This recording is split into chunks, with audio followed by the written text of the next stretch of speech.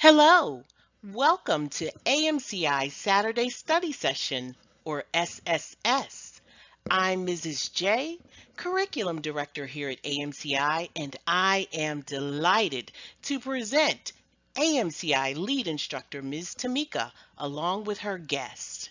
Without further ado, let's get started. Take it away, Ms. Tamika.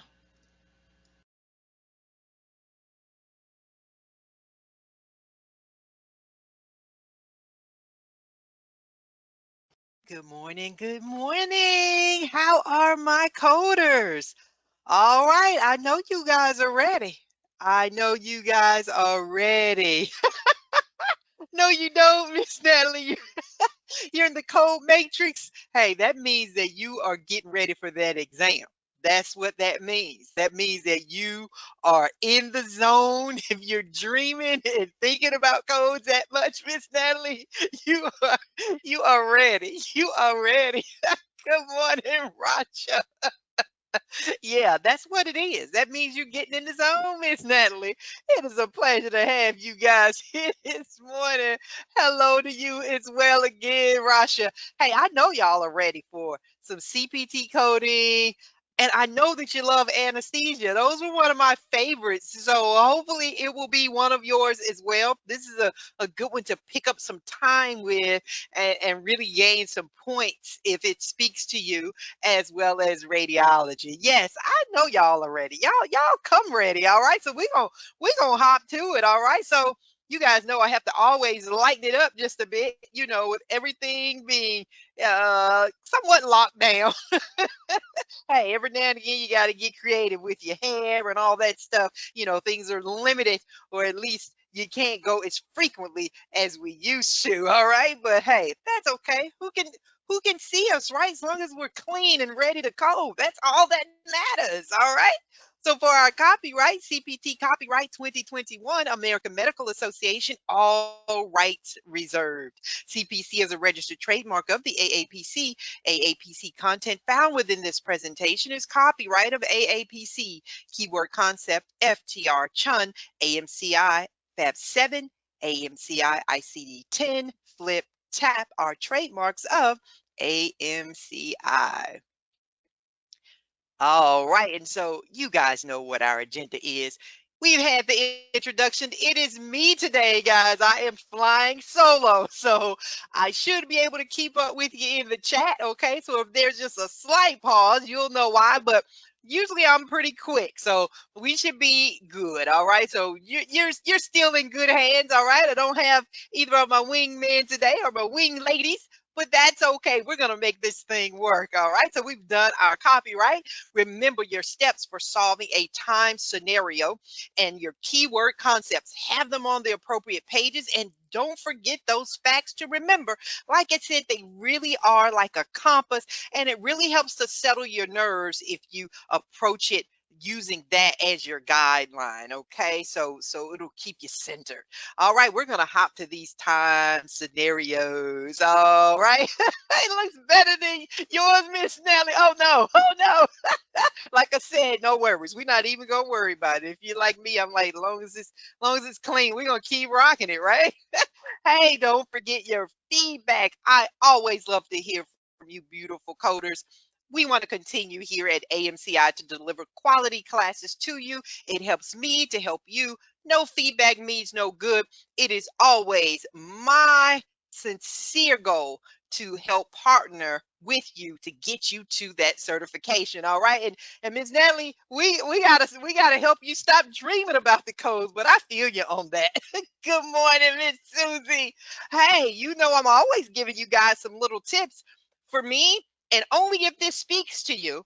Another efficient way of page turning, if you're not already doing that, is to use the tip of the page. You'll notice you have code series up there. Now, if your mind doesn't work that way, then you do what is efficient for you. Don't go changing it, okay? Because right now you got to do whatever is working for you. But if this is something that you feel like, you know what, I could pick up on doing that really quickly, looking at the tab right up at the top and just quickly thumbing through that way, that does save time. You really want to naturally limit a full page turn if you can, or at least not too many.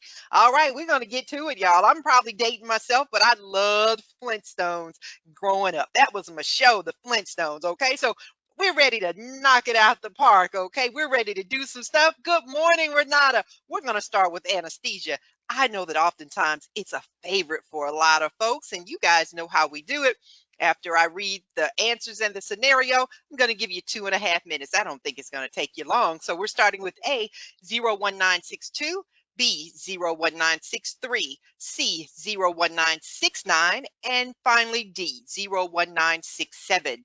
Report the appropriate anesthesia code for an obstetric patient who had a planned general anesthesia for cesarean hysterectomy. All right, you've got 2.5 minutes, coders, and your time, it begins now.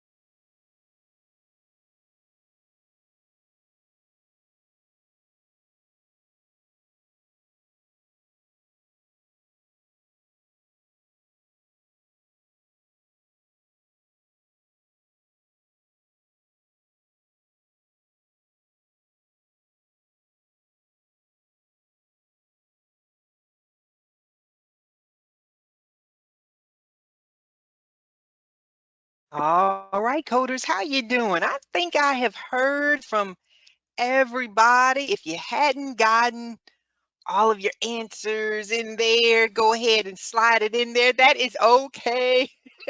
That's okay, Miss Susie. Hey, it's enough mamas around here. We understand. We do understand.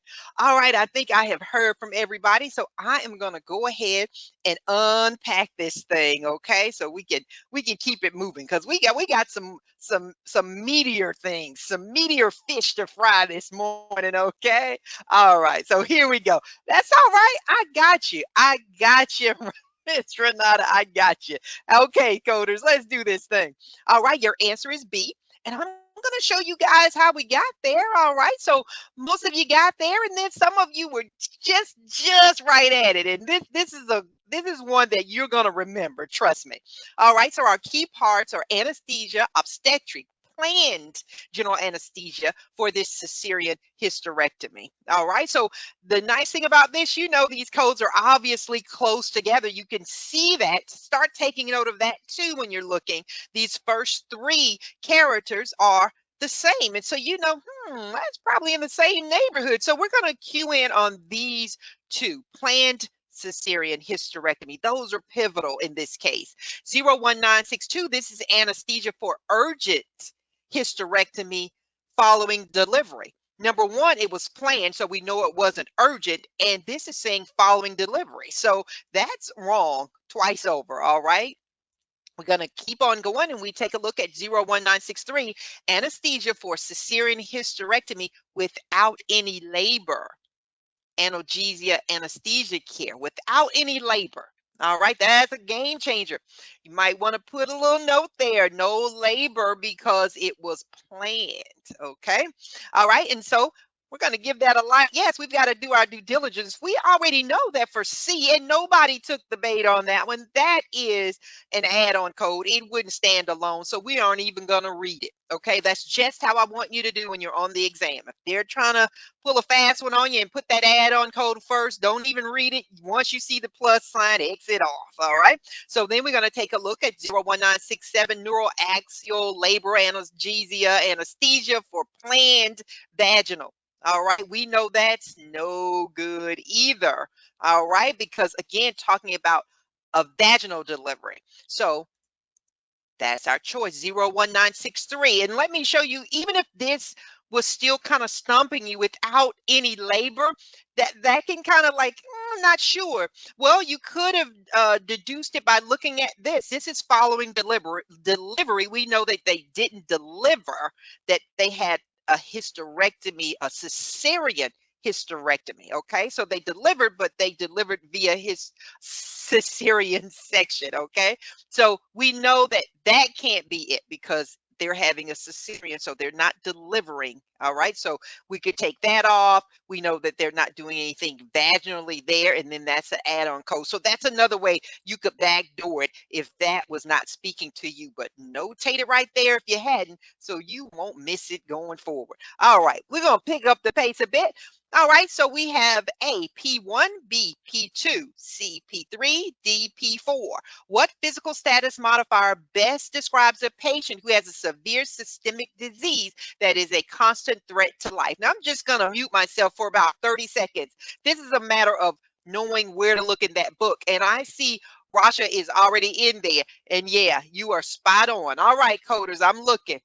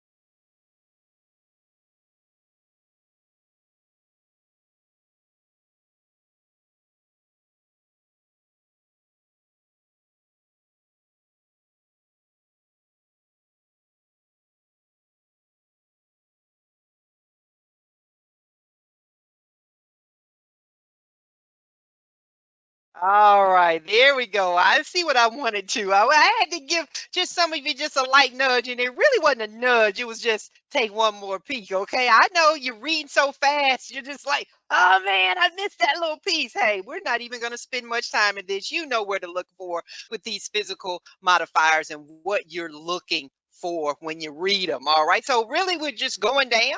We're looking specifically for severe constant threat, okay? P1, we know they're normal. P2, they have just mild systemic disease. P3, they have severe systemic disease, but for P4, they have severe systemic disease with a constant threat to life. All right, so this was just a matter of just going down and checking it out. That is okay. All right. I see you in there so much. Hey, a couple of you guys were like going between P3 and P4, and I know why. You saw severe systemic disease, but don't forget constant threat to life. Okay. So I throw those in there. I want to be sure you guys can pinpoint what you need in the book, but I also want you guys don't go so fast that you miss these little pieces that help you to be forensic. Okay, so no worries. I knew you guys knew where to look. It was a matter of just slowing down and finding it. Also, take note of the fact when you're reading scenarios and if you need to pull out a physical status modifier, notice that they're going in chronological order. As the numbers increase, then the condition of the patient gets more severe. Okay. All righty. Yep. That's it. Just had to read. That's right, Miss Renata.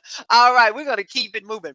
All right. So we have A, 7:14 a.m. to 8:18 a.m. for 64 minutes. B, 7:14 a.m. to 8:29 a.m. for 75 minutes. C, 7:26 a.m. to 8:18 a.m. for 52 minutes. D, 7:26 a.m. to 8:29 a.m. for 63 minutes. Anesthesia start time is reported as 7:15 a.m. and the surgery team began at 7:26 a.m.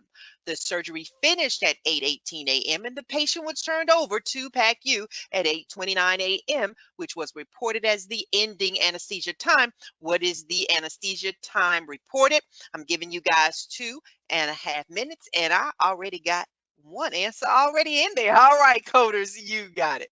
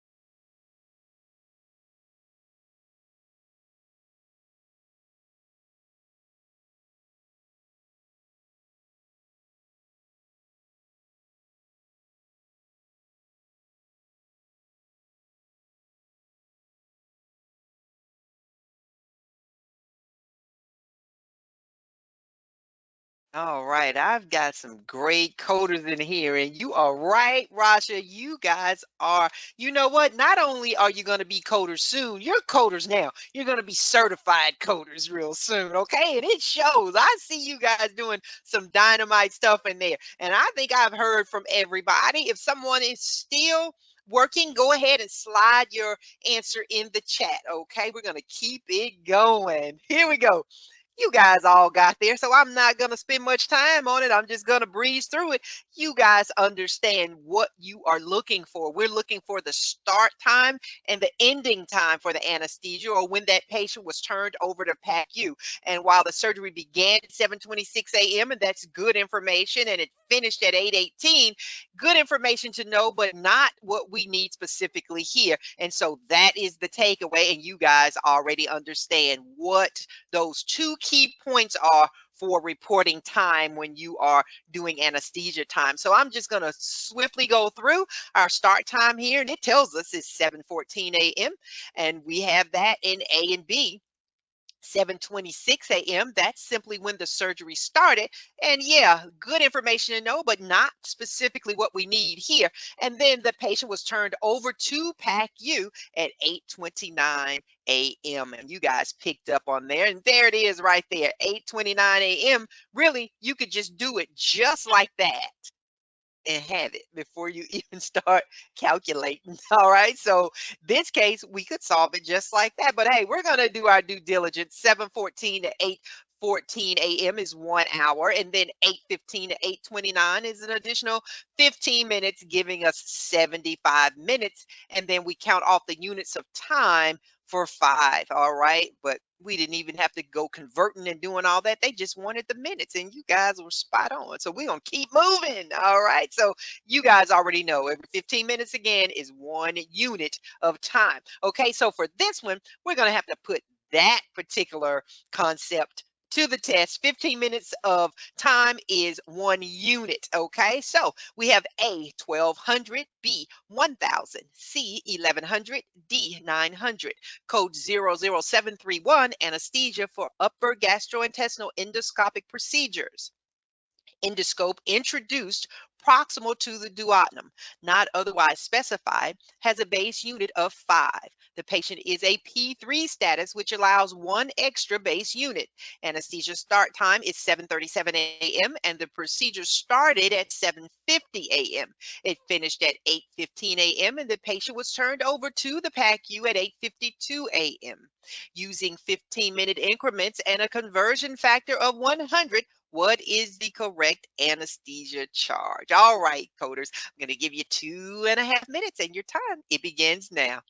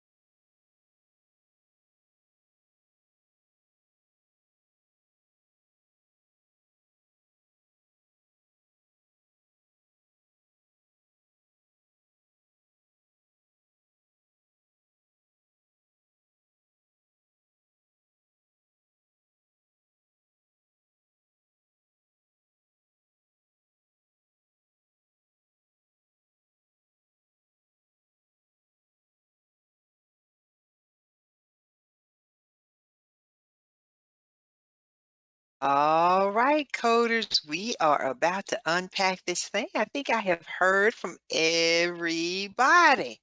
All right, so I think we're ready. And I see some good key words in there from some of you. And you know what? It was a little bit of a split, and some of you were going a little back and forth. All right, so no worries. I had some people thinking, I think it's B. It might be A. Not sure. That's okay. All right, so we're gonna do this. Yeah, we gotta get this time unit down. That's right, Soma. That is always the key. All right, so our answer is C for 1100. And that typically is where you start going around and missing it a little bit if you're just off just a bit with the time. So this is our code is 00731 for the anesthesia for the upper gastrointestinal, but we're focusing on the fact that we also have a base unit of 5 that's going to be given. The patient is a P3 status. That's allowing 1 extra base unit as well. Yeah, I got you, Renata. The anesthesia start time is 7:37 a.m.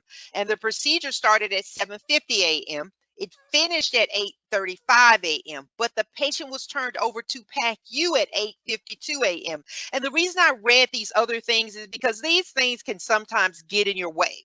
What you're focusing on, like you did on the last one, is when did anesthesia start? Started at 7:37. When were they turned over to PACU? That's at 8:52. That's when it officially ends, is when anesthesia care is no longer being given and they've been turned over to PACU. All right. And then we're going to use these 15-minute time increments, and they've given us a conversion factor of 100.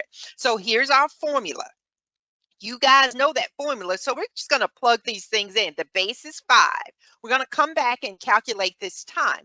What are our modifying factors? Okay, so we've got 1 for this extra base unit, all right there. Okay, and then we've got our anesthesia start time of 7:37. End time for the surgery would be 8:52. So we need to subtract these, the end time minus our start time for our anesthesia time, okay, the total time. 8:52 minus 7:37 gives us an hour and 15 minutes, all right? Now we need to convert this to our anesthesia time, okay? Remember I told you for every 15 minutes, that's 1. So we've got 1, 2, 3, 4 for that first hour, 7:37 to 8:37. Now an additional 15 minutes from 8:37 to 8:52 a.m. 8:52, yeah, 8:52 a.m. Now, that gives us a base unit of 5 because now we have to count those off. 1, 2, 3, 4, 5. That goes there. We add these things together. 5, 5, and 1. That gives us 11. Then we take the conversion factor, which is 100. Once we multiply that, that gives us 1100. Okay? So typically the sticking point is usually sometimes the modifying factor if you didn't pop that in there, okay? And then you add all these up. After you get that, you're going to use that conversion factor to multiply it, and that gives you the sum total. Yeah, good, Renata. I'm glad. All right, so I think, how are the rest of you guys doing? Okay, so I had a few of you that were just kind of skirting around it, and I figured it was probably the base units and then taking it and plugging it back in right there. Okay, we got to take one more step on that thing. All right, so we're going to keep going. You guys are doing terrific. All right, so that's how we got to C. Okay, all right, here's our next one. And for those of you who weren't at the very beginning, like I told your fellow coders, okay? Because like I said, you guys are coders. It's just me today, so I'm reading and doing the chat. So if I'm a little slow, I think I should be able to keep up. So no worries, all right? I got you. So here we go. That's why I'm reading too. All right. Yes, I've got some more. I sure do, Renata. I told you I always keep a lot of junk in the trunk, y'all. I got just a one. I got one more anesthesia code for you in there. I know I can pull up. All right, so here we go. A 01952 with a P5 modifier, 01953 with a P5 modifier times 5, 99140. B 01952 with a P5 modifier, and 01953 with a P5 modifier. We have C, 01951, 01952, and 01953 times 4. And finally, D, 01951, 01952, 01953 times 4, and 99140 with a 51 modifier. A patient with third-degree burns over 54% of his body is being treated under anesthesia for excision, debridement, and extensive skin grafting. The patient's condition is listed as severe, and he's not expected to survive without the operation. The operation is further complicated by the emergency condition of the patient, and delaying this procedure could lead to loss of body parts. How should the anesthesiologist report his or her services for this procedure? All right, coders, 2.5 minutes, and your time starts now. Just take a breath and code.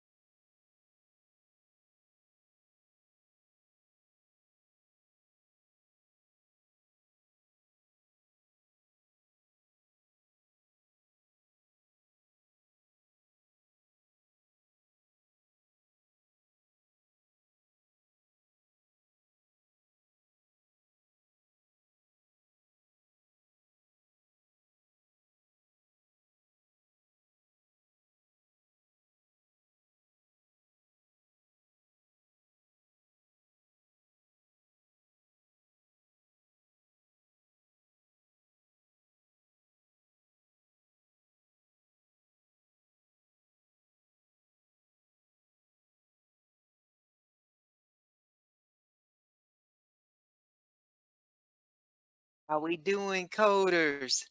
I think I've heard from all of you. I might be missing one or two of you, and I don't want to start talking about it until I have heard from everybody. Let me count in here. I think I'm missing maybe one or two. There we go. I think I've gotten everybody now. If you hadn't got it in there, go ahead and slide that answer in there. I want to hear from all of you, and that will help me to know if I need to tailor my answer just a bit to maybe drive some points home, but I think that all of you have gotten it. Yeah. I see y'all, man.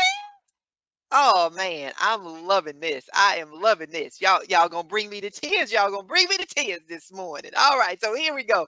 Everybody got there. Yeah, the answer is A.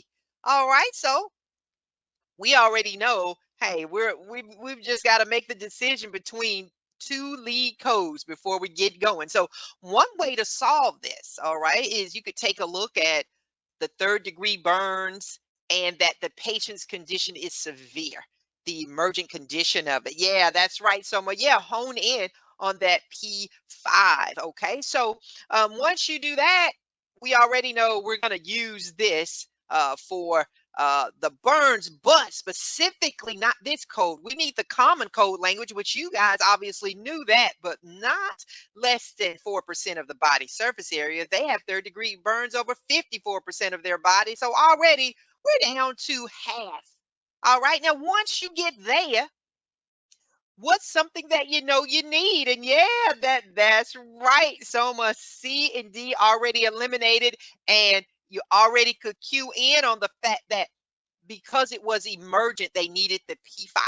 So we need to take here, we already know we're going to need the 01952 because this is 4 to 9%. We need the add-on code with the additional 9. All right. And it's telling us we're in the right spot. Use these two together. You guys knew what to do. Take the first 9, and for everything left over, we need to get a multiplier in there. All right. So we know it's going to be 6. So we used one of them.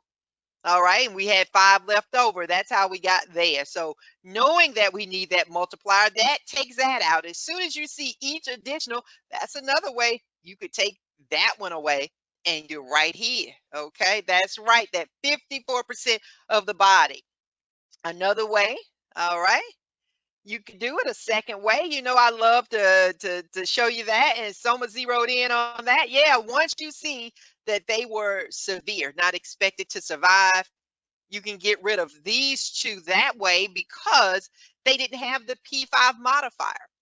And then once you took another way you could also do it, once you do that, you're also going to need, with the qualifying circumstance, okay, look down here, emergency condition, delaying the procedure could lead to loss of body parts. Look at there. We're going to need that add-on code of 99140. Emergency defined as existing when emergency is defined as existing when delay in treatment of the patient would lead to what? Significant increase in the threat to life or body part. So that's another way you could get there as well. Okay, so you know I always like to give you guys a few ways of looking at it, but sometimes it's a matter of, again, back to those doggone modifiers, okay? They can serve as a catalyst, if you will, to speed you to an answer or at least get you 50-50 so you continue to move through. All right, we're going to keep on hopping. You guys are doing terrific. The qualifying circumstance section, Sharnita, should be on the same page as your physical modifiers, okay? The physical status modifiers, look right across from there and you'll see those qualifying circumstance add-on codes, okay? All right, so here we go. We have A00320, B00326, 00320, 99100, D00326, and 99100. A 9-month-old child is taken to the operating room for removal of a laryngeal mass. What is the appropriate anesthesia code? All right, coders, 2.5 minutes. I think you could probably do it in 2, but your time, it starts now.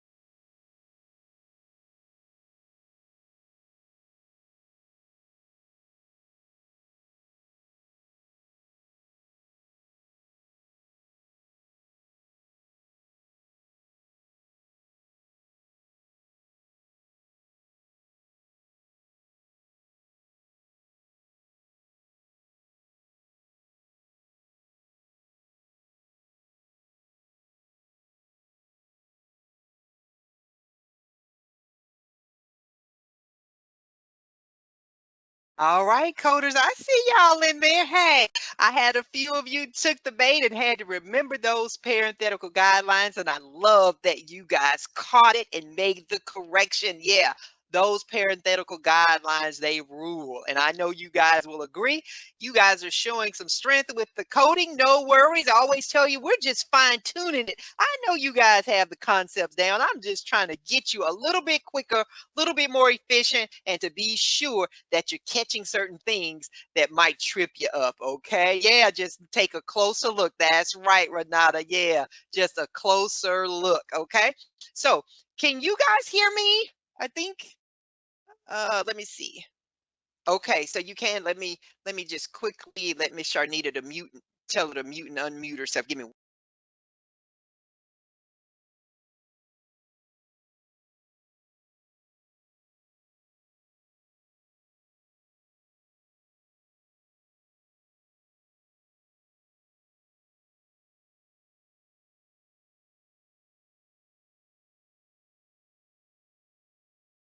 All right, I am back. Okay. All right, so now you got the sound, Miss Sharnita. All right, I was sending you a text. I thought, okay, if somebody tells me they don't have sound, I gotta text them. They can't hear me. I gotta chat them. All right, so you guys got here at B with just a little nudge for some of you that needed to just kind of like take a second look. So I'm not gonna spend much time. We have this 9-month-old. They're having removal of this laryngeal mass. We go up here to code 00320. This is for age 1 year or older. Or already, this is a 9-month-old child. So we're going to take that one off. Already, we're at 50%. That gets rid of A and C. We go down here to 00326. This is younger than 1 year. We know we're in the right space because this is telling us anesthesia for procedures on the larynx and the trachea in children. But the sticking point, okay, was whether or not we needed that 99100, and it's telling us right there, do not report this 00326, specifically this code in conjunction with that one. That's why we get to B. Yeah. And even when we go over and we try to use it, it tells us again for a procedure performed on infants younger than 1 year of age at any time of surgery, it tells us to see this code. And when we do, boom, it gets us back here and tells us again, don't use me. I told you, don't use me. All right. So there we go. All right, guys. So we're going to keep it moving. You guys were right there. It was all about the parenthetical guidelines. All right. So here we go. We have A00834 with a P2 modifier, 99100, B00832 with a P2 modifier, and 99100, C49560, 00834, 91000 with a P2 modifier, and finally D00832. Okay, an anesthesiologist provides general anesthesia for a 72-year-old patient with mild systemic disease who is undergoing a ventral hernia repair. How would you report the anesthesia service? All right, coders, 2.5 minutes and your time. It starts now. I'm looking for some good stuff. You guys are on fire. Here we go.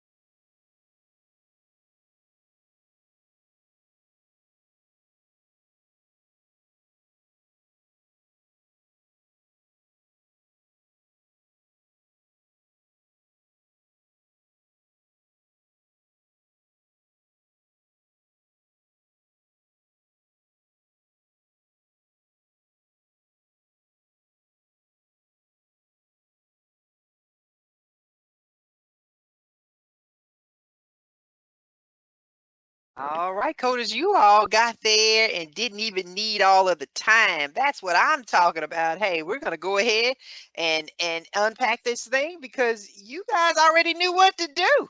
I have some beautiful keywords in there. I see you in there, Miss Natalie and Renata and Rasha, you guys have great keywords in there as well. I see Soma in there. You guys were spot on. So again, I'm not going to spend a whole lot of time. I got to keep moving because I got some more that's got a little bit more bite. All right, let me see what you got, coders. You guys are showing out today. Here we go. How could you eliminate two of these answers on site? And I'm thinking that maybe you did. All right. We got that anesthesiologist. This is a 72-year-old patient. That's right, Soma. We're going to go ahead with just that little bit of information. Okay. 72 years old, mild systemic disease. We're going to head on over there and take a look at those qualifying circumstances, add-on codes, as well as the physical status modifiers. Look at there. We're going to get rid of that one. We're going to get rid of that one there and this one because we don't use surgery codes when we report anesthesiologist services. Yeah, that's right. All right. Susie was right on it. Sonia, yeah, you guys are right on it. That's right, Natalie. So we're down to just those two up top. All right, that was just a matter of taking a look specifically at the different codes. And here, this is a 72-year-old patient. And when we take a look at 00834, this is for a patient younger than 1 year of age. All right, and so we know that that's no good. And it's telling us also we would not report this in conjunction with 99100 anyway. All right, so we take that one off, and yeah, this is it right there. Anesthesia for hernia repairs in the lower abdomen. We knew that's where we needed to be. There we go. Ventral hernia down to here. Yep, grab that common code language, and specifically this dependent, that got us there. And then you guys already knew about the modifiers physical status modifiers and about that add-on code because of the patient's age. So yeah, that's right. That's right. You guys were all over this thing. So I'm gonna keep it moving. All right. So here we go with the next one, guys. We have A019260 with a P2 modifier, 99100, B01272 with a P3 modifier, 01272 with a P2 modifier, 99100, D 01270 with a P3 modifier, and finally 99100. We have Mr. Johnson, who is age 82, having been in poor health with diabetes and associated peripheral neuropathy, is having a FEM pop bypass. The anesthesiologist documents he has severe systemic disease. What code or code is or are correct for the anesthesia? All right, coders, you guys have been showing out today. I can't wait to see what you put in that chat. All right, your time begins.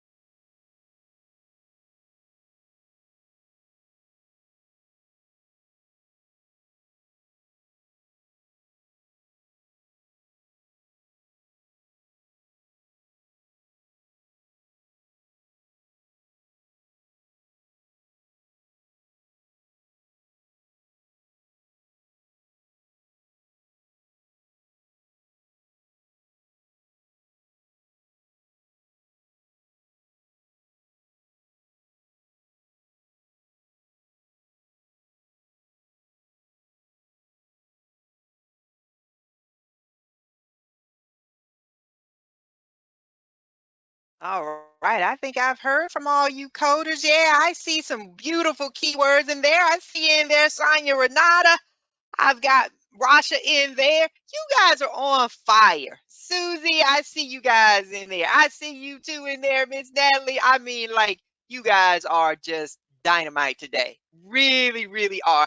I'm loving what I see. So, again, you guys are spot on. Y'all are ready to test. Okay. So, yeah, the answer is D. You guys already knew how we got there. Yeah, you honed in on these physical status modifiers as well as these particular qualifying circumstance add-on codes. All right. So how could we solve this one on site? Yeah, that P3 modifier. A couple of you were checking. That is severe systemic disease, right? See, now you know why I gave you that little baby one. I wanted to be sure you're clear on that. All right. So knowing that severe systemic disease is P3 status, we could eliminate those two right off the bat. And y'all know I'm always couponing. I'm always needing two for one. All right. So there we go. We're down to B and D already. Well, no qualifying circumstance modifier was in B. Look at that. Boom. We're already in D. All right, but you know I'm gonna take you through the code language, okay? I don't think you need it. You got there, but I'm gonna show you specifically 01260. Stem pop bypass is bypass of femoral popliteal arteries in the upper leg. This is coding for veins of the upper leg. So that's why you would specifically eliminate code 01260. Okay, it's coding for veins, not arteries. 01270, anesthesia for procedures involving arteries of the upper leg, including bypass graft. Yeah, we're going to give that a light yes.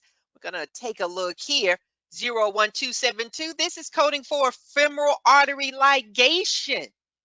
Yeah, that didn't happen. That's that ligation. We're looking for a bypass. Well, already, because of the wrong procedure, we're done with that.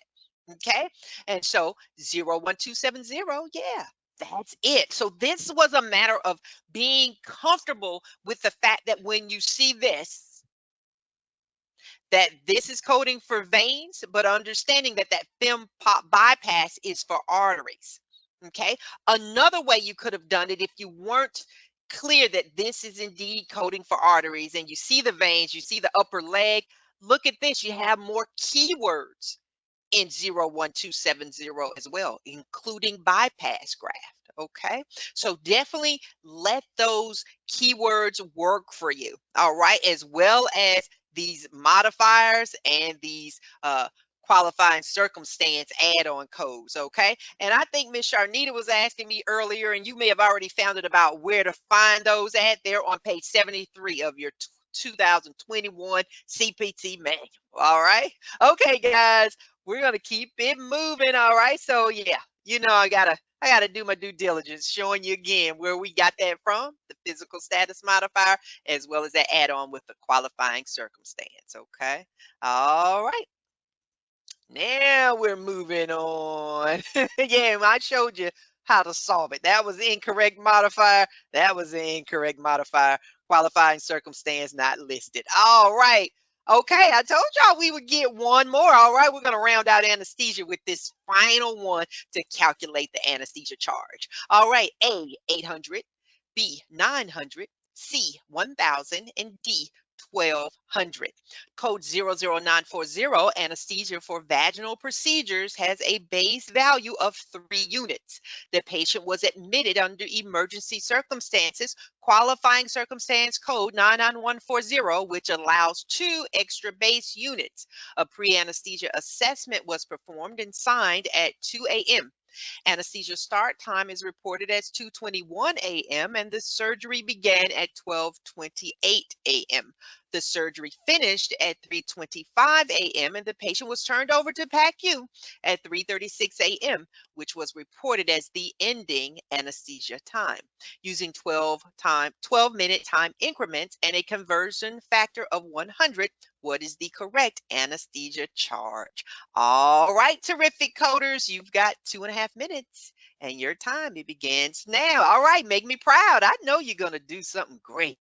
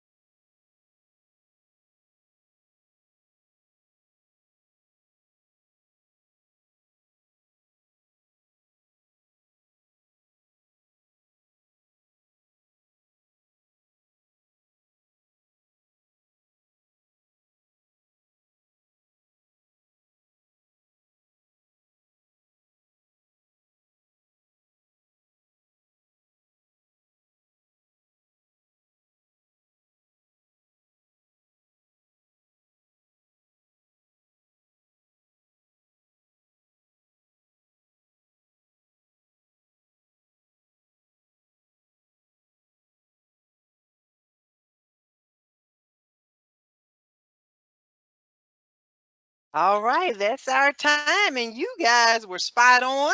All right, and if you needed a nudge, once I gave it to you, you got there. So this is right where I want you to be. I know many of you are getting ready to test, and so I'm so excited to see just what you guys are doing today. I love it. Okay, so the answer is C, and again, I'm not going to spend much time because y'all got that thing. All right, I think you are going to get anything related to anesthesia correct on that exam. Okay, I see y'all. I see y'all. Yeah, we've got that base value of 3, and we have these emergency circumstances, qualifying circumstance code 99140, and that's allowing us 2 extra base units. We've got that anesthesia start time as 2:21, and the surgery began at 2:28. Yeah, that's good information to know, but this is what we want, and you were on it. We need the start time and when they were turned over to PACU, 3:36 a.m., which is simply the ending anesthesia time, and that conversion factor of 100. So we're going to use that formula again.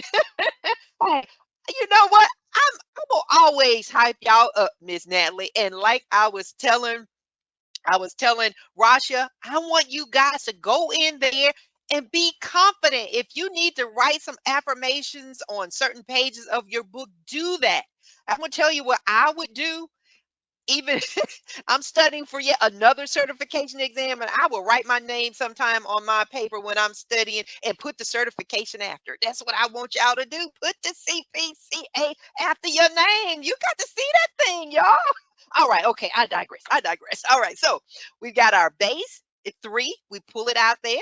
All right, and then our time. Okay, we're going to come back for that. Go ahead and plug in that modifying factor. We've got the 2.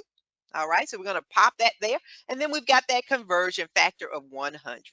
All right, so let's grab this time though. The end time, 3:36. Okay, and then we've got the start time. All right, so 3:36 minus 2:21 gives us an hour and 15. All right, that's right, Renata. So we're going to go ahead and break it down. Yeah, 4 units per hour, 5 units total. And we know that every 15 minutes, when we make our pie, every 15 minutes is a unit. Okay, so that's 15, that's 15, that's 15, that's 15. All right, so we're going to count them. That's 1, that's 2, that's 3, that's 4, that's 5. All right, so we're going to plug that in. So we do 3 plus 5. That's 8 plus 2, 10 times 100. That's how we get to that 1,000. That's indeed how we ended up at C. Okay. Yeah. All right, coders, you guys were there. I also want you to know probably anything you see, they're going to have it in even increments of 15.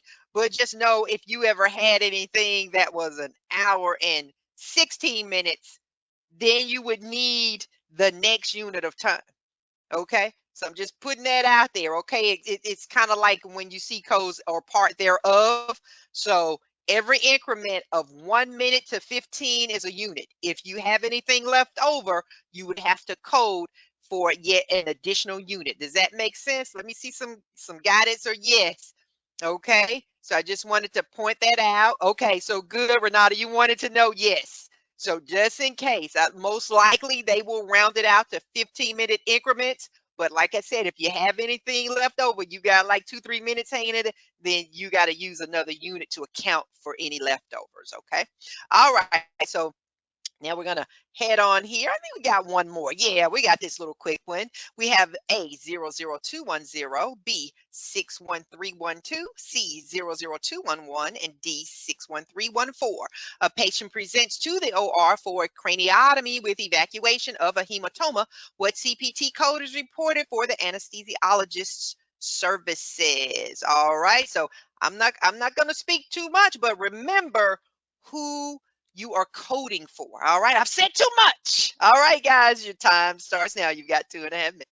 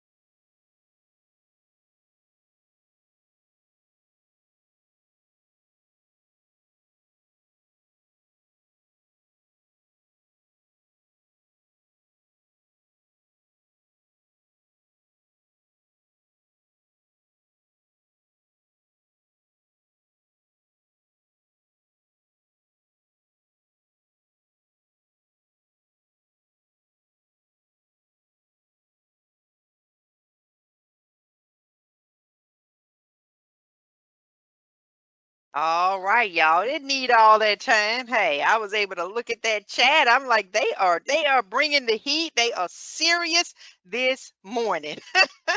All right, so I see some great keywords in there, and you guys are spot on. All right, so yeah, our answer is C. So we're gonna whiz on through this. They were in the OR for this craniotomy for evacuation of a hematoma. We're coding for the anesthesiologist services, and yeah, hone in on the fact that whenever you are reporting something for an anesthesiologist, you've got to use anesthesia codes, not surgery codes. So already, I love a good coupon.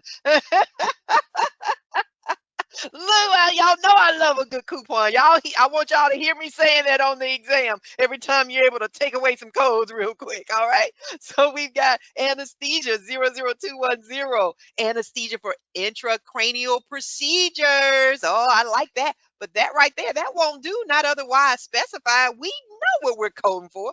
We got that hematoma going on. So right code, family. That common language is good, and you guys picked right up on it. Craniotomy or craniectomy for evacuation of hematoma. I mean, like, this is verbatim. I love it when they do that. All right, that's an easy way to pick up some points.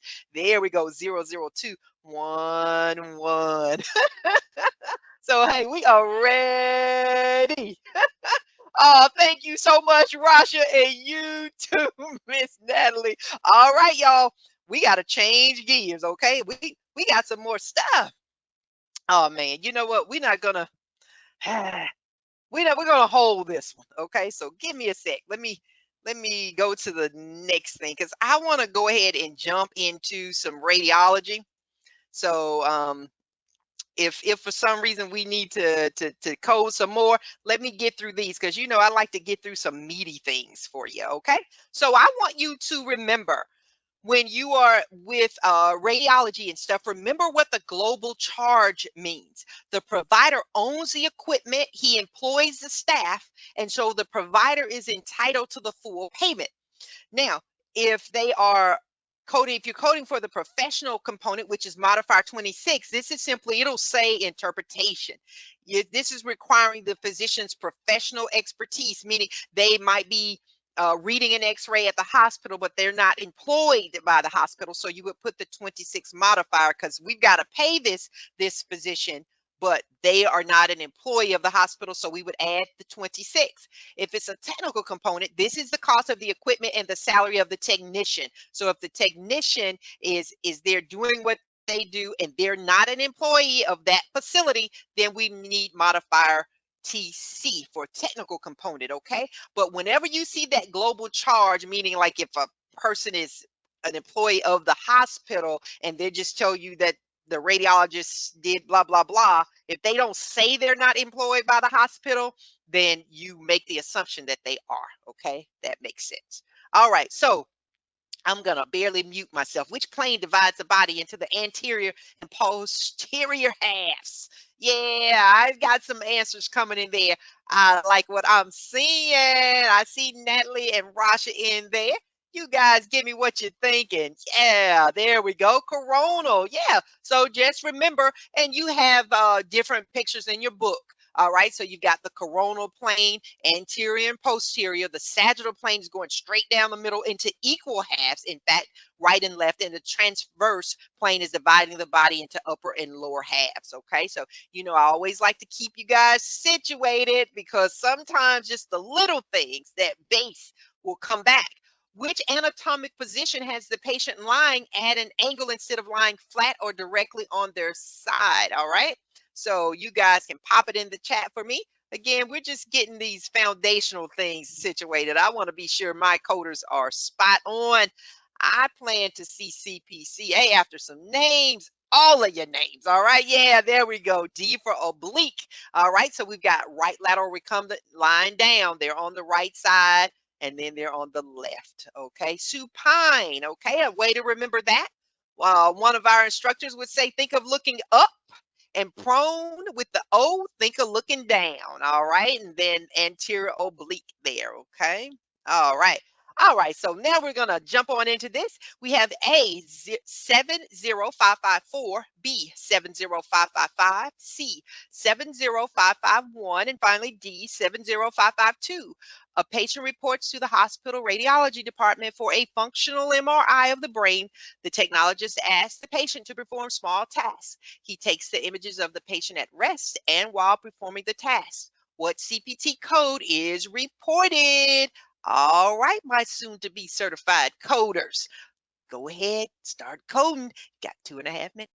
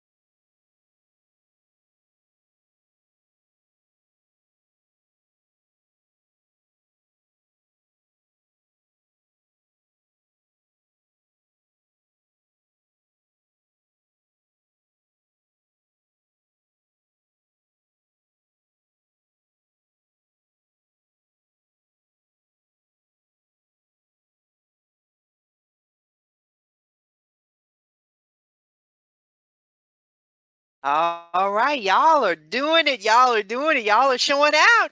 Y'all better duck for cover. Y'all are making it rain in that chat. Y'all are making it rain in that chat. Yeah, I'll see y'all, or y'all might be getting wet from my tears. Tears of joy. I am just so excited for you coders. Yeah, we're gonna go ahead and unpack it real quick. We got some more stuff in the trunk.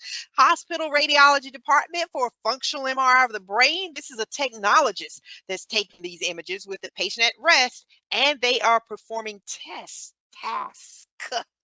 All right, so answer A. Here we go. We have 70551. This is for just a regular MRI, magnetic resonance imaging of the brain. Okay, well, we are not just doing an MRI, we're doing a functional MRI. So 70551, that's off the table. And what do we always say? If the common code language, meaning everything before the semicolon, if that's incorrect, and you have some dependent codes that fall up under there, hey, that's a bonus. We know they're going to be wrong too because that common code language is incorrect. Boom, we're already at 50%. Yeah, that's right, Nelly. Then it's wrong. Yeah, there we go. Couponing again, y'all. We can move on over here to our next code family. So this one, functional MRI. We know we're in the right place, okay? And this is letting us know also when the test is administered by a technologist or other non-physician or non-psychologist, use 70554. Look here, already they're giving us the answer, okay? Yeah, look at that. But we're going to go ahead because we know it's a technologist. We're going to read these codes. Magnetic resonance imaging brain functional MRI. That's the sticking point. That it is a functional MRI. Okay. Not requiring the physician or psychologist administration. Okay. Yeah, that's our code. We don't report this in conjunction with that. That didn't apply. We're going to give it a light yes. We're going to do our due diligence and look at this dependent code. But this is for this is requiring a physician or a psychologist, and no, this was a technologist who did this, and you guys got that. Yeah, hey, we're gonna keep moving. Yeah, so you guys continue to just keep this pace going. All right, so here we go. We've got A 72084, B 72040, 72070, and 72100, C 72082, and finally D 72083. A patient needing scoliosis measurements is coming in to have standing anteroposterior and lateral views of his entire thoracic and lumbar spine. What CPT code or codes is or are reported for radiology? All right, coders, your time is going to begin now. Keep doing what you're doing. It's terrific.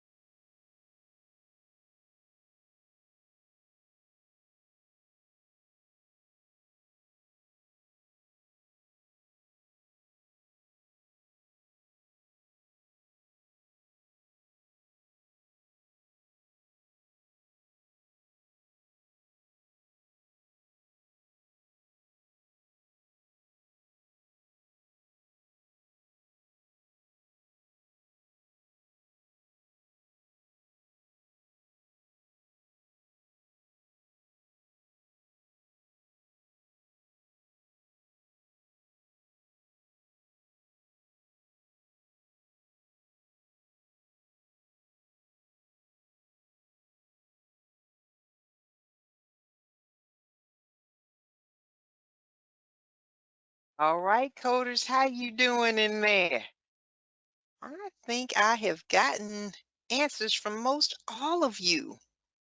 I think so. Yeah, yeah. I'm loving it, loving it, loving it. All right, so we're going to go ahead and unpack it. If you hadn't got your answer in there, go ahead and slide it in there, okay?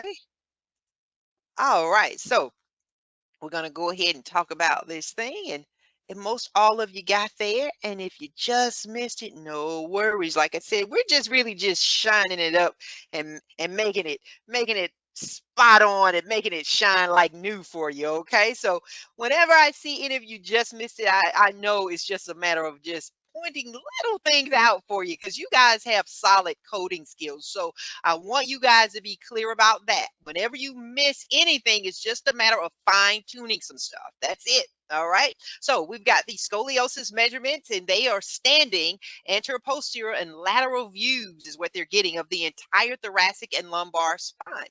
Okay. So how are we going to report this and how do we get to C? Well, we have 72040. This is radiologic examination, spine, cervical.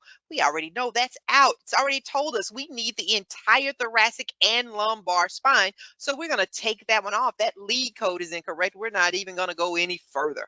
72081. All right. I love this because this is a code family. So let's take a look. We've got this common code language, radiologic examination. That's good. Spine, entire spine and thoracic lumbar, including skull, cervical, sacral spine, if performed. So we know we're in the right spot. Yeah, there we go. That's just what we need. Now, the 72081, that's not what we're looking at anyway. This is specific to that code. That's why I have that. I'm always just reminding you guys there that everything before this semicolon is what applies. So we start looking 72082, that's for 2 or 3 views. Well, yeah, that's what we've got. We've got 2 views. We've got anterior, posterior, and lateral. All right. So we take a look here, 72083. We've got to do our due diligence. This is for 4 or 5 views. We know, nope, that's not it. And 72084, minimum of 6 views. Nope, that's not it either. See, I knew that, Miss Natalie. So there we go, 72082. Yeah, we've got 2 views. Yeah, anterior, posterior, and lateral. That's it. So that's your code. All right, coders. Yeah. All right. So we're gonna keep it going. All right. Now you know I was gonna do it to you. Everybody get your bibs out because you gotta dig in. This is a steak meal. All right, so here we go. A 71046 with a 26 modifier, 74150 with a 26 modifier. B 71046, 74150. C 71046 with a 26 modifier, 74150. And finally D 71046 and 74150 with a 26 modifier. A 41-year-old male is in his doctor's office for a follow-up of an abnormality which was noted on an abdominal CT scan. He also had a chest x-ray, PA and lateral views performed in the office due to chest tightness. He states he otherwise feels well and is here to go over the results of his chest x-ray performed in the office and the CT scan performed at the diagnostic center. The results of the chest x-ray were normal. CT scan was sent to the office and the physician interpreted and documented that the CT scan of the abdomen showed a small mass in his right upper quadrant. What CPT codes are reported for the doctor's radiological services? All right. Okay, coders, you've got 2.5 minutes. All right. Just take a breath and code. You can do this. Your time, it starts now.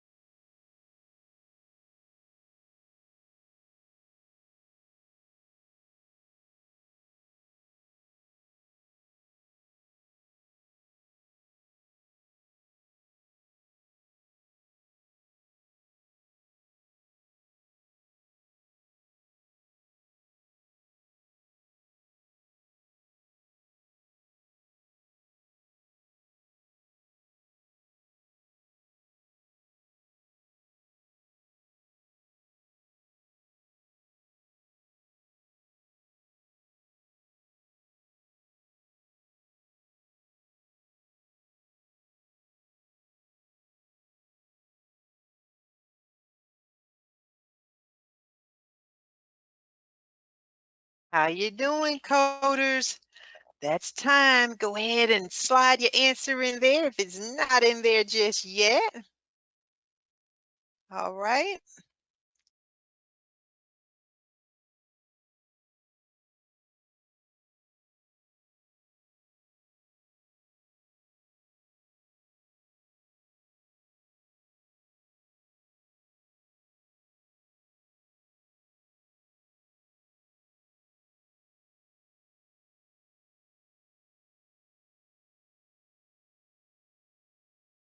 All right. I think I have heard from everybody.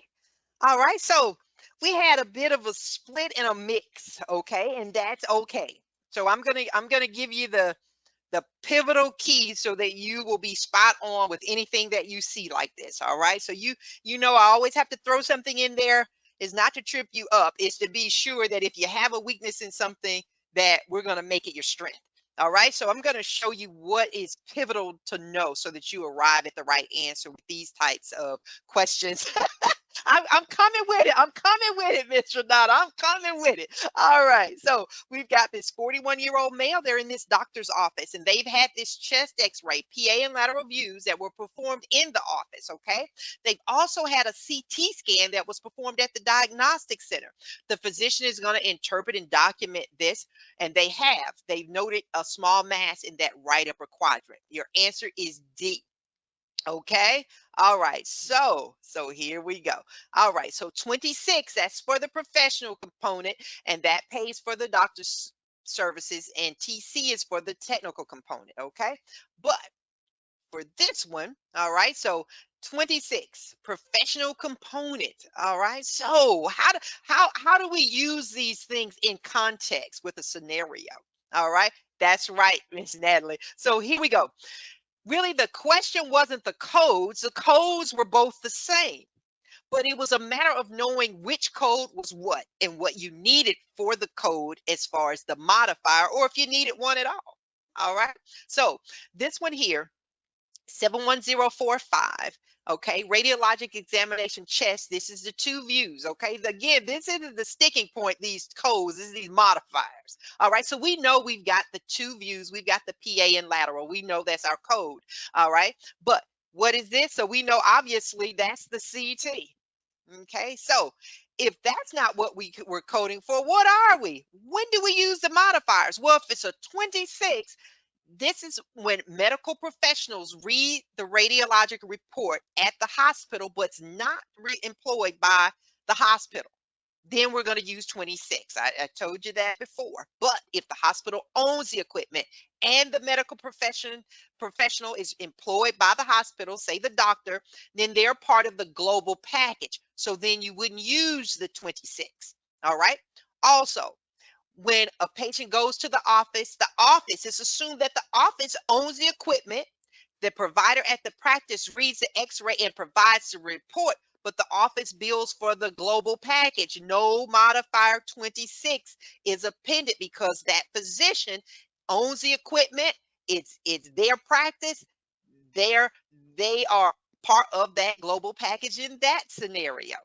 If the procedure is performed at a surgical center, indicating not a hospital, and the provider isn't employed by the facility and read the report, you're going to need the 26 modifier as a professional service, as that provider doesn't own the equipment. So it's always a matter of, does the employee or the person who's reading it, do they work there? Do they work there? Is that equipment owned by that, not only owned by the facility, but does the person work there? Okay, that's the key. Do they work there? All right. So the x-ray was performed in the doctor's office. So would you need the 26 modifier? See, now I want to hear from you, because now that you got that little piece, do you need the modifier now that you know they're at the doctor's office? Okay. And so the doctor's office, they've done the x-ray there, but would you need it? Yeah, see, yep, you wouldn't need it. So every place that you see that 26 modifier, you take it away. So now the only thing we have left now is to determine, do we need a modifier on this CT scan? Now, based on what you know, the CT scan was performed at the diagnostic center. Now, mind you, this result was sent over to the doctor's office now, and it's telling you if the physician interpreted it and documented it, then what do we need then? See, now we're coding for his what? Professional services. So there we need it. The physician's only interpreting the CT scan. All right. That's how we got to D. Okay. How you feeling, coders? All right, so I'm going to make sure you understand these modifiers for the scenario. Can you eliminate one of them on site? Well, once we see that performed in the office, and we know the chest x-ray is global, we could do that. We know we're going to need a modifier on one of them. We're not sure because we've got to determine which is which. So once we knew this is the x-ray, this is the CT scan, we could go to work, okay? So there, chest x-ray, that's the global code. So everywhere that was, we took that away. And then the physician is just interpreting the CT scan. All right. So that took that away. So really, once you looked up these codes and you knew which was which, then it was a matter of just connecting the dots. Okay. Yeah, so if you need to go back over it, then that's fine. I'm glad, Soma. So does anybody need a screenshot on either of these before we move on? Do you need, or have you guys gotten your screenshot, or everybody good? All right, before I move on. I think everybody's good. Okay, yeah, this is like one of the ones I say sometimes you gotta let that thing simmer, but once you get it, you got it. All right. Now this one right here is gonna be like cake. This is cake after that one, right? So we've got A 77080, B 77081, C 77078, and finally D 77077. The physician requests a dual energy absorptometry of the foot. Which code should be reported for this diagnostic test? All right, coders, you got, I'm going to say probably 2 minutes, but I'll give you 2.5. Your time, it starts now.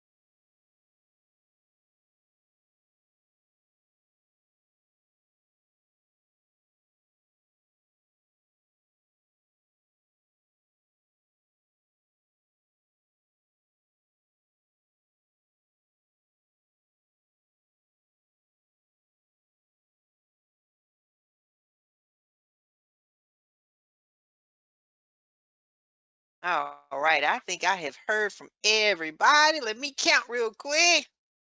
Yeah, I've gotten all of you guys in there. Hey, you guys are just doing it today, and I like to see you guys picking up some time and speed on these types of questions. So that'll give you time for some of the others that require just a wee bit more thought. All right. So yeah, dual energy absorptometry of the foot. You guys know which test to report. It's answer B, 77081. It's simply going through and reading correctly. 77077. This is a joint survey, single view. Nah. We're just matching up our key terms there. Computed tomography or CT, bone mineral density. Nope, no keywords there. Dual energy X-ray, optometry, DXA. Yeah, I like that. Yeah, right there. I love it. Yeah, and we get here.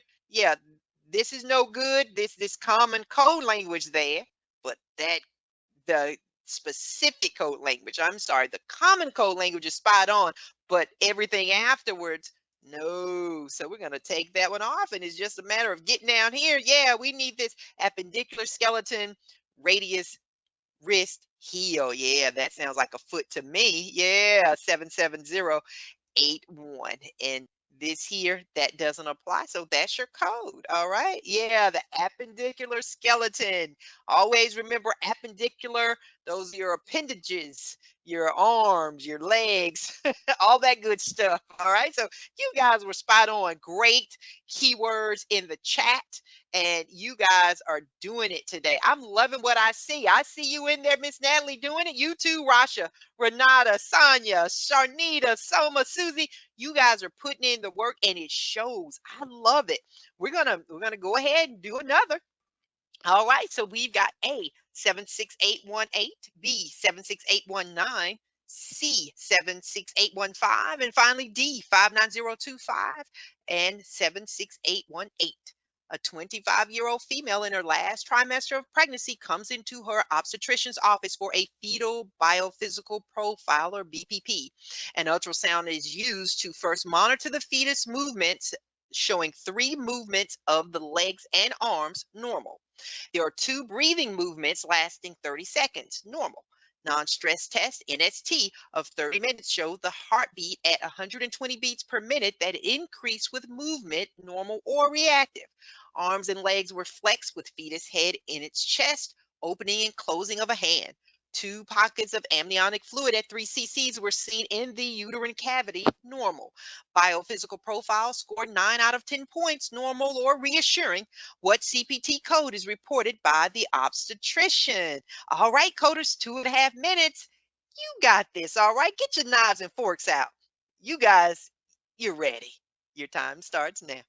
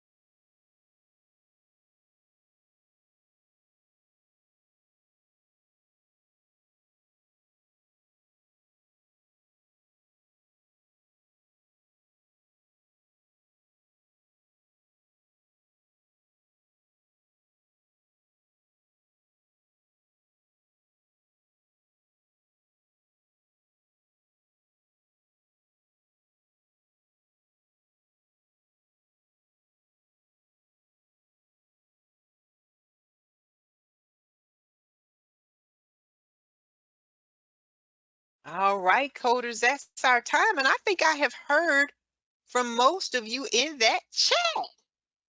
Now, let's see here. Let me do my little count. Let me count. I feel like mamas when they're out and all the kids are out with them. I got to do a head count. Okay. You guys are doing some fantastic work in there. I'm liking what I see. And most of you got there. And if you didn't get there, all you're going to need is a little nudge. Okay. So, hey, I love it. You guys are just bringing the heat today, bringing the heat. Okay. I know. You know what? And a couple of you were torn between A and D. And I saw several of you say that. All right. And so, yeah, that is the answer.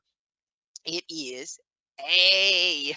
All right. So we've got that 25-year-old there in their last trimester of pregnancy, and they're in the obstetrician's office for this BPP, and this ultrasound is monitoring the fetus's movements. And we have this non-stress test and this biophysical profile, and we need to figure out what do we need to report. Okay. All right. So the answer is A. And for those of you who were torn between A and D, I'm going to give you what you need so you can break the tie when you're on your own. All right. So I won't be there to say, hey, let me just nudge you a little bit. All right. So here we go. We've got 76815, and this is for ultrasound, pregnant uterus, real-time imaging. It's limited. Okay. Be sure you have this part of your really all of your manual, Chun, but having it, Chun, will help you too. That's limited, so we would take 76815 off. Okay. I won't be there when you test, Miss Renata. But I guess you'll hear me in all my shenanigans though when you do certain things, especially when you're able to eliminate like two right off the bat. You hear me saying 2 for 1. So then we have 76818.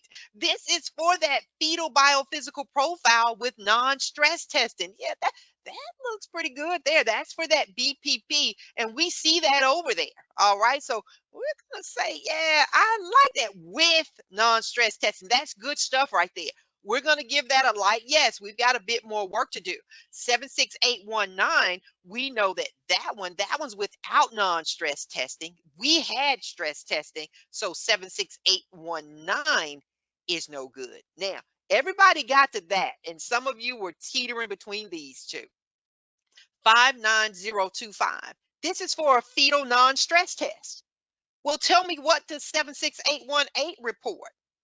Okay. 76818, that has a stress test. We wouldn't report this separately because it's included in that. Remember, when you have a procedure, anything that is inclusive in your code language, then you don't have to report it separately. Yeah, so we would take that off the table. We've already accounted for the fetal non-stress test. It's part of the code language here with 76818. And then here are our parenthetical guidelines. Okay. But this is what we needed just right there, 76818. Okay. So we were right where we needed to be. Parenthetical guidelines, good to know what we need, but none of the things that were listed here applied. So we're good. All right. All right. So let's see. We've got 15 more minutes. So give me 1 second and let me pull out something else. Okay. Sounds back, Miss Sharnita. Okay, good. All right. If anybody needs a screenshot, you can grab it. But just remember, when something is inclusive in your code language and they're giving you a code for a procedure that you've already coded for, don't take the bait. Okay. All righty. Miss Nellie said it's gonna be the three of us taking the test. It's gonna be me, her, and Mrs. J. Okay, I heard Mrs. J when I was taking that test too. I tell you, I would just hear her, and if nothing else, hear her saying every time, you know, you got something right. Outstanding. That'll keep you going. All right. So let me pull up yet another one here, and yeah, we've got time to do this one. We're gonna go back into some other coding that I had. All right, so we're gonna go ahead and start with A 00932, B 00934, and C 00936, followed by D 00938. What is the anesthesia code for a complete removal of the penis, including removal of both the left and right inguinal and iliac lymph nodes? All right, coders, I'm going to give you 2.5 minutes, but I think you could probably do it in two. But hey, show me what you got, coders. Your time starts now.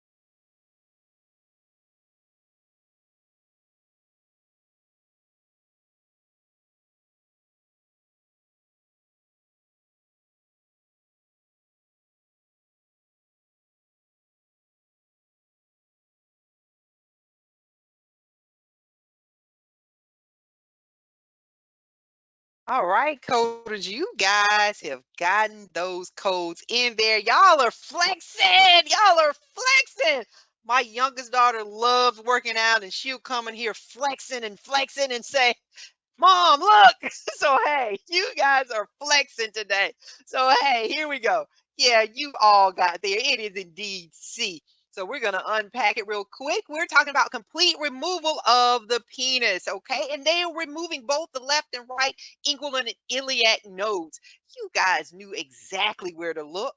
Yeah, we're just taking a look simply at this code family. All right. And I got a sneaky suspicion you guys have got things chunned. All right. So, here we go. We've got anesthesia for procedures on male genitalia, including open urethral procedures. Yeah, we're right where we need to be. Okay, so we're just going to tick them off.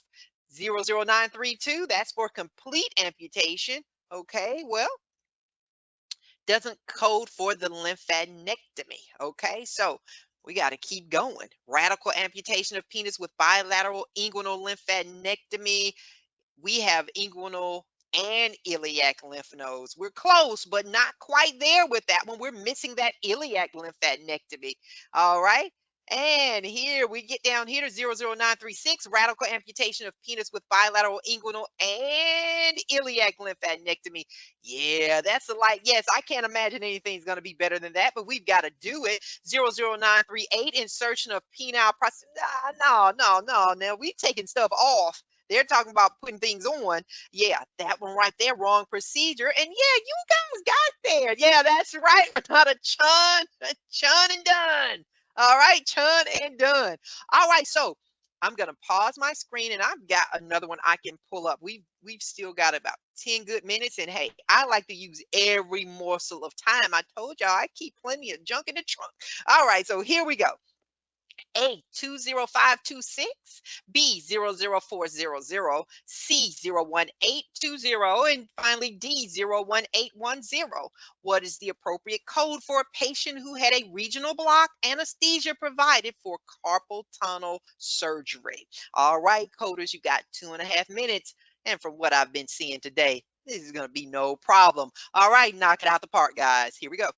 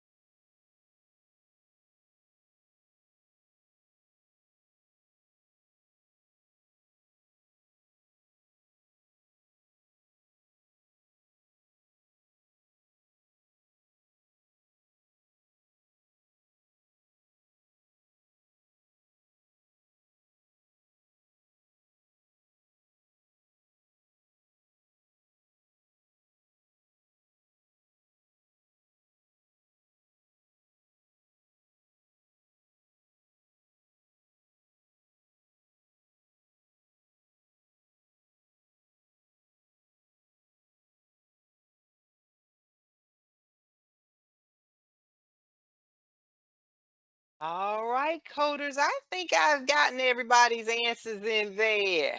Yeah, I'm loving what I'm seeing, okay? We almost got there, not quite. We're going to get you there, okay? All right, so our answer is D. Yeah, it is. It sure is. All right, so what do? We have this regional block anesthesia for this carpal tunnel surgery. All right, so use in any section of your book, use your headers too to be sure you're in the right spot. So we have, note in this scenario, we are coding for what? Anesthesia. Okay, so because we're coding for anesthesia, we could go ahead and get rid of 20526 because that's a surgical code. So right off the bat, we know we don't need that one. So we're going to focus our attention on these others here. Well, 00400, no one took the bait on that. You guys already know we're in the wrong location. This is for the thorax. Okay, so we're going to take that one off. All right. So we're going to keep on going. This is where we need to be. We have 01810. This is for anesthesia for all procedures or nerves, muscles, tendons, the forearm, wrist, and hand. All right. So carpal tunnel surgery refers to the median nerve in the wrist. All right. So we're going to give it a light yes and then continue on and take a closer look at 01820. Anesthesia for all closed procedures on the radius ulna, wrist or hand bones. Okay, so that was the sticking point there. Okay, wrong procedure there. We're coding for anesthesia for the bones that go into that area of the hand, but we are talking about the median nerve with carpal tunnel. All right, so I think you guys are ready to test. And if you feel like you're not quite there, I would say all you need to do at this point is just kind of shine off some things and continue to practice until you feel confident that you are ready to do it. Okay, because I feel like you guys are just phenomenal.